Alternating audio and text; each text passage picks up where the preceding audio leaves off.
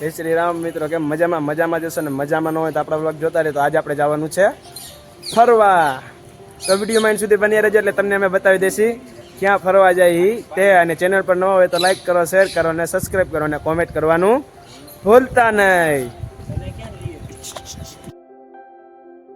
અને આપણે એવી રીતે હવે કરવાનું છે કે આપણે નોરતા સુધીમાં 1000 સબસ્ક્રાઇબર પૂરા કરવાના છે. તો તમારા ગ્રુપમાં શેર કરો અને વધુમાં વધુ સબસ્ક્રાઇબ કરો. તો ચાલો, પછી તો અમે નીકળી ગયા ગાડી લઈને રામનાથપુરામાં શમશાનવર રામમેલડીમાંના દર્શન કરવા. તો સાલે મારી સાથે તમને પણ કરાવી દો રામનાથપુરાના શમશાનવર રામમેલડીમાંના દર્શન. તો હાલો બધાય કરી લેજો દર્શન. પછી તમે નીકળી ગયા પાંજરાપુર સાઈડ થી રામનાથપુરા જવા માટે ગાડી લઈને નીકળી ગયા છે અત્યારે. અને પછી જોઈ લીધું પાંજરાપુર ને પાંજરાપુર વટીને આવ્યા તો રામનાથપુરાના પુલે આવી ગયા. અને પુલેથી હવે જવાનું છે પછી રામનાથપુરાના મેલડીમાંના દર્શન કરવા માટે. અને પછી અહીંથી પણ રામનાથ મહાદેવ પણ દર્શન કરાવશી.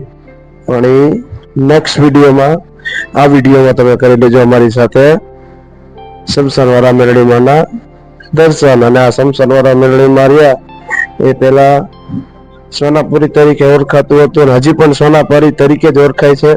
અત્યારે બધા રામનાથપુરાના મેલડીમાં તરીકે શમશાન ઓળખાય છે.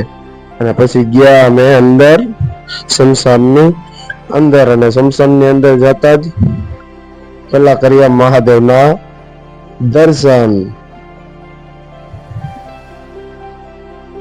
પછી તમે 4-5 ભાઈબંધ નીકળી ગયા મેલડીમાંના દર્શન કરવા માટે મંદિર તરફ. અને હવે જાય છે મંદિરની અંદરની સાઈડ.